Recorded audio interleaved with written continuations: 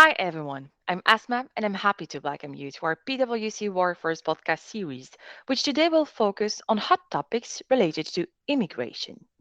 During the past year, the most immigration updates have probably always been linked to the COVID 19 travel restrictions. But in the meantime, new immigration legislation has been introduced in Belgium.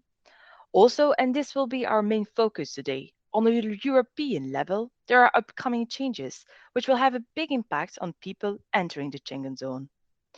So, for this podcast, I will have the pleasure to be joined by Silke and Isabel, two of my colleagues from PwC Legal, specialized in immigration and international mobility. Let's start now with the first topic being the introduction of the search card in Belgium. Silke, do you know why this new permit has been introduced in Belgium? Well, Asma, the third year card concept is not really new, but actually has been introduced by Article 25 of the EU Students and Researchers Directive in 2016.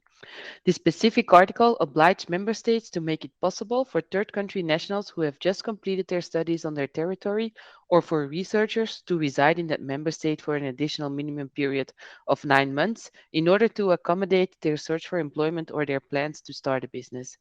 This directive had to be implemented in the different member states by 23rd of May 2018. Thus, in many EU countries, a search air card could already be applied for. Unfortunately, this was not yet the case in Belgium, but in February 2021, there were two similar Belgian court cases where the judge decided that because of the direct effect of the Students and Researchers Directive, the Belgian immigration authorities cannot reject search air card applications anymore.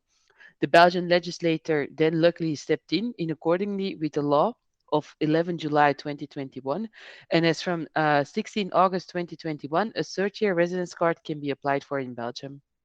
Okay, that's very clear, Silke. Thanks a lot. So, in fact, the new residence card is only the result of an old EU directive, which still required an implementation. Clear.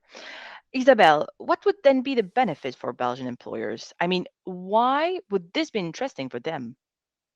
Well, Asma, thanks to the Royal Decree of July 2021, the holders of the Belgian third year residence card have been granted with full access to the Belgian labor law market for the duration of their third year residence permit. Now, however, once a profound employment situation has been found to exist, the authorities do expect for the employer to submit a single permit application as soon as possible. If an employer would thus want to hire a third year card holder, the new employee does not need to wait for the obtaining of the single permit residence card. But the employee can already start working. Especially in the Flemish region, we are currently dealing with very long processing times for the single permit application procedure.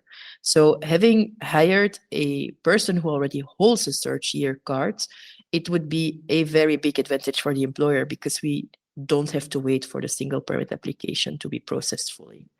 I do think that it's also important for the Belgian employer to notice when hiring a new employee that this person could possibly be eligible for the third year card as well. Okay, and could you maybe clarify what a Belgian employer has to do if he thinks that the new hire could be eligible for a search year card? The eligible employees are the third country national students who have obtained a graduate, bachelor, master, or doctorate degree from a university or higher education institution in Belgium, and the third country national students who have obtained a degree in another EU member state, but who have been spending part of their studies in Belgium because of a study exchange program, like the Erasmus program, for example. If a candidate falls within one of these two categories, it could be very wise as an employer to recommend to the candidate to obtain this search year card on time. Maybe also to add that the third year residence card can only be applied for by the new employee, him or herself, and it cannot be obtained via the employer. However, in practice, we have already seen that due to the new nature of this permit, not all officials are familiar with the procedure, which sometimes leads to incorrect interpretations of the law. It can be very helpful to let your immigration provider, such as PwC Legal, assist with the new hire and the obtaining of the third year card as such, just to make sure that a smooth application process can be guaranteed. Hmm. Assistance from a professional provider could definitely make sense here indeed. Thank you. So I understand now better the importance for employers in Belgium to know about this new type of permits when hiring a foreign employee. Thanks a lot, Silke and Isabel. Maybe we can now focus on the future and especially on upcoming changes in the European and Schengen immigration framework. Silke, could you share your insights here, please? Yes, of course. As we are almost close to the end of 2021, I think that it is indeed also very important to highlight the European Travel Information and Authorization System and the entry and exit system again. The EU legislation introducing these new systems has already been adapted in 2017 and in 2018, so they are also not really new items. The goal of these new systems is to strengthen the external Schengen borders and allow efficient security checks on short term travelers. The European Agency for the Operational Management of Large Scale IT Systems is currently developing these new systems, and both of them are planned to enter into operation in 2022. Well, I must admit I'm not fully aware of this. Would it be possible to describe shortly these systems, how these systems sorry will look like, as this could definitely help. Yeah, sure. I will start with the European Travel Information and Authorization System, which is in short called ETIAS. This system will allow the authorities to perform security checks on visa waived nationals when they travel into the Schengen zone. In the future, non EU nationals who can travel to the Schengen zone without holding a visa will have to make sure that they have applied for the travel authorization through the ETIAS system prior to traveling. When crossing the Schengen external borders, the border guards will then also check the ETIAS travel authorization together with other travel documents. It sounds a bit like the introduction of a new type of visa, then, or am I fully wrong? Yeah, it's not really a visa because when traveling to the Schengen zone, the non visa nationals are still allowed to enter the country on the basis of their passport. The applicants will not have to visit an embassy, they will only have to complete an online application via a dedicated website, which will normally provide them with the travel authorization approval within minutes after submission of the application. Okay, then it reminds me a bit of the ESTA form you have to complete when traveling to the USA. Is it comparable then, Isabel? Yeah, indeed, it is about the same principle as the ESTA for the US, but then implemented on a Schengen European level. Thanks to the information completed in the ETIAS tool, the Schengen border control authorities will be able to verify any potential security, irregular migration, or high epidemic risk. Okay. And what about the entry and exit system then? The entry and exit system will also be an automated IT system, which will be registering travelers from third countries, both short stay visa holders and visa exempted travelers, each time they cross an EU external border. The system will register the person's name, the type of the travel document that they are traveling with, the biometric data, and the date and place of entry and exit.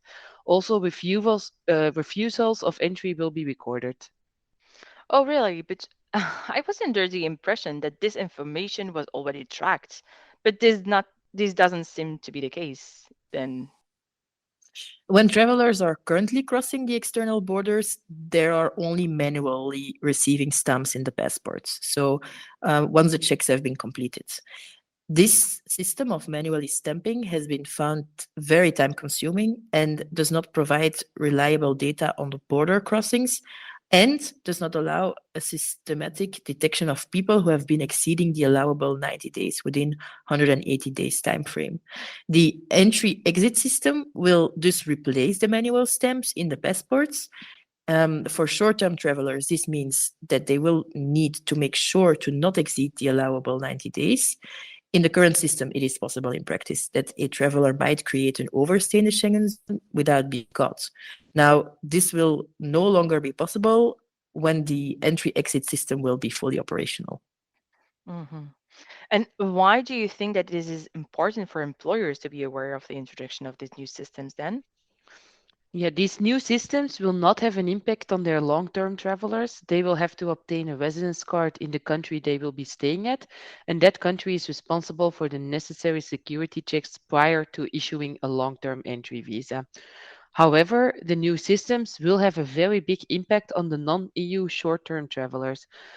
If your organization is thus has thus a big global short-term business travelers workforce, I personally think now is the time to review your short-term mobility policies and take these new systems into account into these policies. The official website of the European Commission currently states that the entry-exit system will be operational in the first quarter of 2022, which is not so long from now, and the ETIAS system will be operational by the end of 2022. So if you have not yet taken these new systems into account into your global mobility plans, now is definitely the time to do so.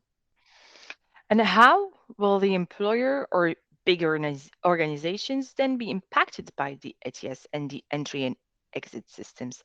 Is there a possibility that they can be liable for an employee that is not following the new regulations?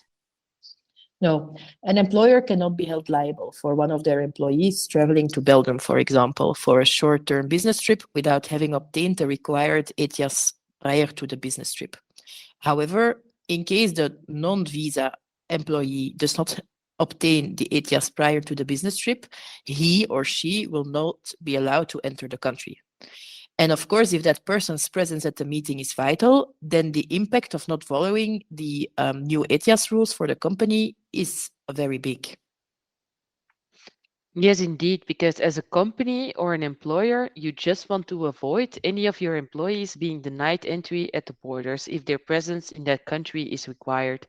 That leads to a very unpleasant experience for your employee, as well as a loss of valuable time and travel expenses. On the other hand, in Belgium, for example, an employer is not allowed to employ an employee in Belgium without a valid work and residence authorizations. In case an assignee in Belgium has obtained correct work authorizations and a visa, but he has not been carefully tracking his Schengen days, the employee's stay in Belgium could not be legal.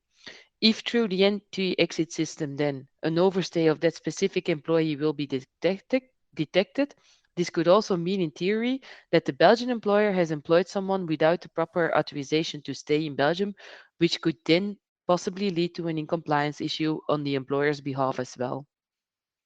Basically, the main takeaway for the employer is that as an employer or as a global organization, it is important to implement correct global mobility policies and already respect the upcoming entry, exit, and ETIAS system.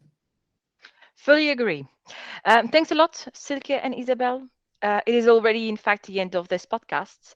I can conclude by saying that being aware of the CERTI card and the ETIAS and entry exit system will enable employers to organize themselves properly and to also implement this already in their global mobility policies. That's really important.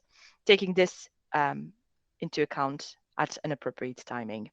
Thanks again, Silke and Isabel. Thanks to all the listeners. Stay tuned on the different platforms and our website for the next edition. Wishing you a nice day.